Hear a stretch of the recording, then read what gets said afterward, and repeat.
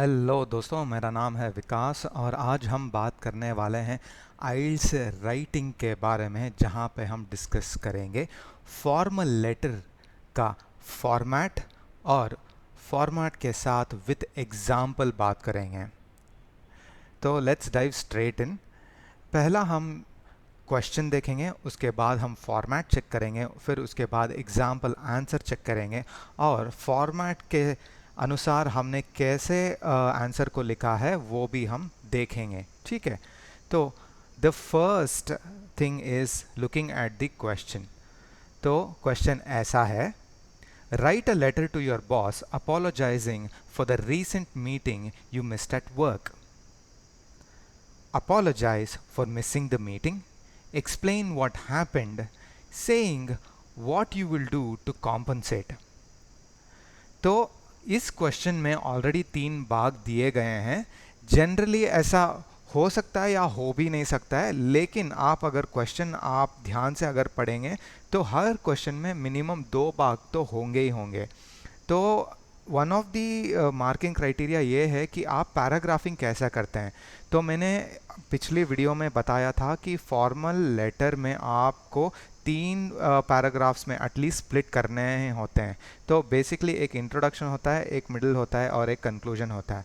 लेकिन यहाँ हमारे क्वेश्चन में ऑलरेडी 3 भाग दिए गए हैं, जहाँ पे हम पहले अपोलोजाइज करेंगे, फिर एक्सप्लेन करेंगे, फिर हम बोलेंगे कि हम क्या करेंगे बिकॉज हमने मीटिंग मिस किया था। ठीक है, आप किसी भी टाइम ये वीडियो पॉज करके आप अपना खुद का लेटर लिख के कमेंट सेक्शन में डाल सकते हैं।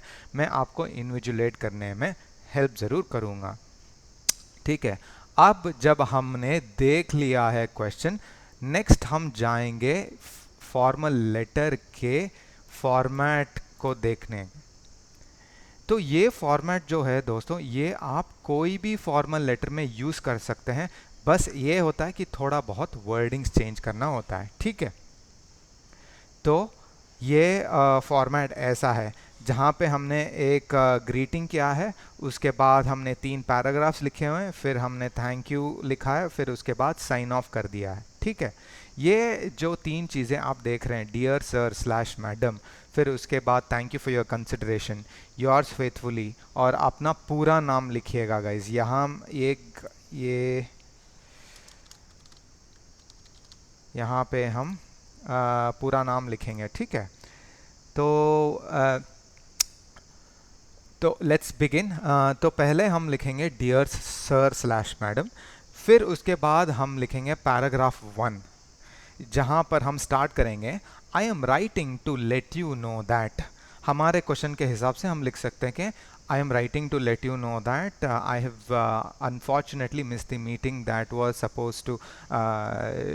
Was suppose to attend on September 28 for so and so. तो ये आप पहला पैराग्राफ लिखेंगे to let you know that ये मैंने मिस किया हुआ है।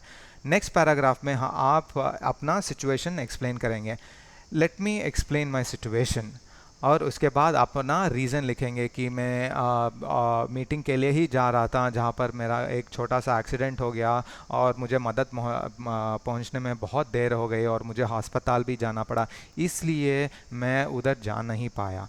और हम इधर पैराग्राफ 3 में क्या लिखेंगे कि आप फिर से अपोलोजाइज कर सकते हैं कि you know I am extremely sorry that I missed it, however मैं ये कोशिश करूँगा कि मैं एक और कोलीग जिसने मीटिंग अटेंड किया उसके साथ बैठकर जो मीटिंग का सारा सारांश लेके मैं एक अच्छा प्रेजेंटेशन बना के मैं आपको दिखा दूंगा। ऐसा कुछ आपका कुछ भी रीज़न हो सकता है, ये होना चाहिए कि वो लेजिट होना चाहिए। ठीक है, तो the most important part again is you start with a greeting, जहाँ पे आप डियर सर या मैडम लिखेंगे या रिस्पेक्टेड मिस्टर और इसका लास्ट नेम लिखेंगे। प्लीज़ याद रखिएगा गाइज, ग्रीटिंग में आप फर्स्ट नेम यूज़ नहीं करेंगे, आप लास्ट नेम ही यूज़ करेंगे। ठीक है, फिर हम लिखेंगे 3 पैराग्राफ, जहाँ पे हम पैराग्राफ 1 में हम हमारा हम क्यों लिख रहे हैं वो हम लिखेंगे। तो first we write why I am writing, then you explain the what, and then you will explain what you would do.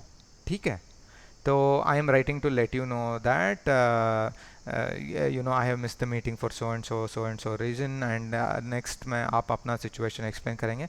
फिर उसके बाद वुड यू काइंडली, ये जो मैंने आपको बताया था वो एग्जाम्पल आंसर है, लेकिन ये जो आप देख रहे हैं ये फॉर्मेट आप किसी भी क्वेश्चन के लिए यूज़ कर सकते हैं, लेकिन इसको रटिएगा मत, इसको समझ के अपने क्वेश्चन के अनुसार लिखिएगा, ठीक है। अगर आपको कुछ क्वेश्चन में कुछ डाउट है या आपने कुछ एग्जाम्पल क्वेश्चन देखा था इंटरनेट में, तो कमेंट सेक्शन में डाल दीजिएगा, मैं आपको एक्सप्लेन करूँगा कि उसको कैसा लिखना है। लेकिन ये जनरल फॉर्मेट है, ये ज़्यादातर अप्लाई हो जाएगा, ठीक है। तो हम अपना क्वेश्चन फिर से देखेंगे। यहाँ पे एक्सपेक्ट कर रहे हैं कि हम अपना लेटर एक बॉस को लिखेंगे, उसमें हम अपोलोजाइज़ करेंगे कि क्यों हमने वो मीटिंग मिस किया था, अपोलोजाइज़ करेंगे, फिर उसके बाद एक्सप्लेन करेंगे क्या हुआ, फिर उसके बाद क्या करेंगे कॉम्पनसेट करने के लिए, ये लिखेंगे, ठीक है। चलो, फिर ये रहा अपना एग्जाम्पल आंसर।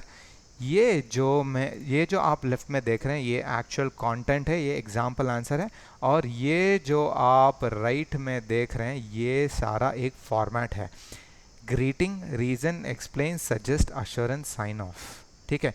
ये जो मैंने पहले बताया था ये बिल्कुल ऐसा ही है, बस मैंने सारांश में इसको एक्सप्लेन किया हुआ है, ठीक है। तो हम डाइव इन करते हैं।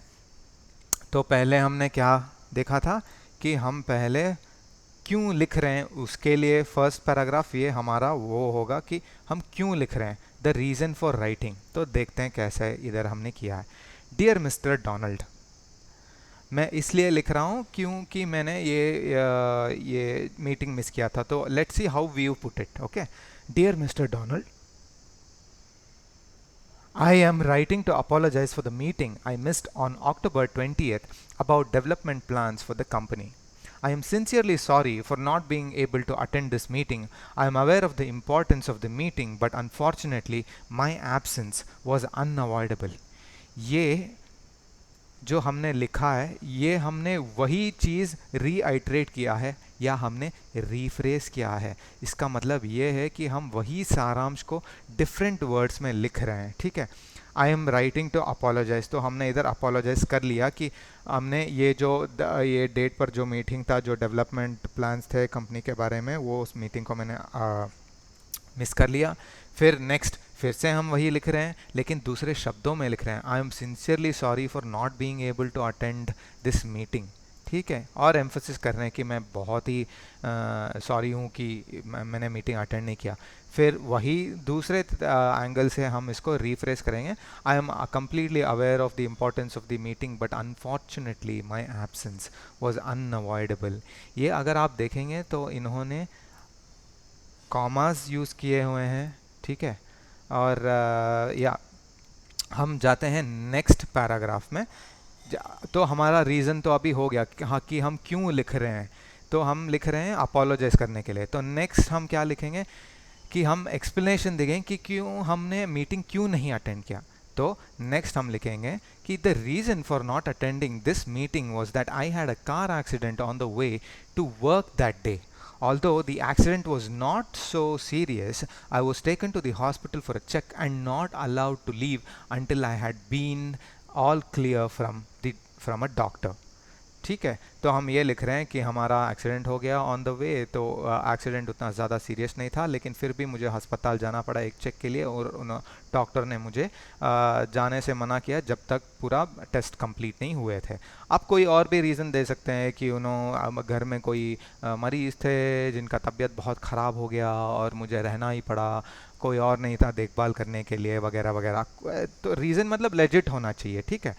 तो हम नेक्स्ट लिखेंगे कि हम क्या करेंगे उसको कॉम्पनसेट करने के लिए, है ना। तो हमने ऑलरेडी तो हमने ग्रीटिंग कवर कर लिया, तो हम रीज़न फॉर राइटिंग भी हमने कवर कर लिया और एक्सप्लेनेशन भी कवर कर लिया। तो हम अभी सजेस्ट करेंगे या रिक्वेस्ट करेंगे।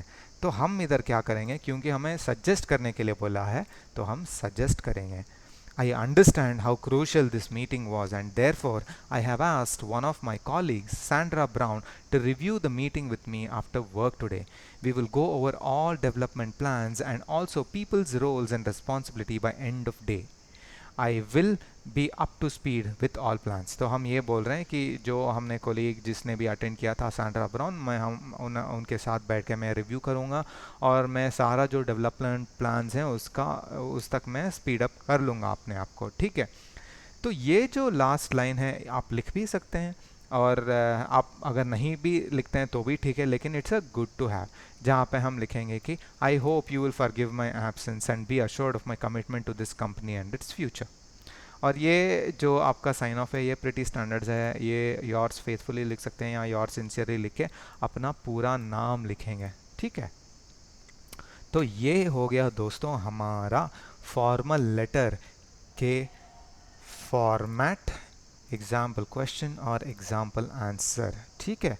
अगर आपको कोई क्वेश्चन या क्वेरीज हैं या और आपको टिप्स एंड ट्रिक्स चाहिए तो बहुत सारे वीडियोस हैं मैंने जो बनाया हुआ है।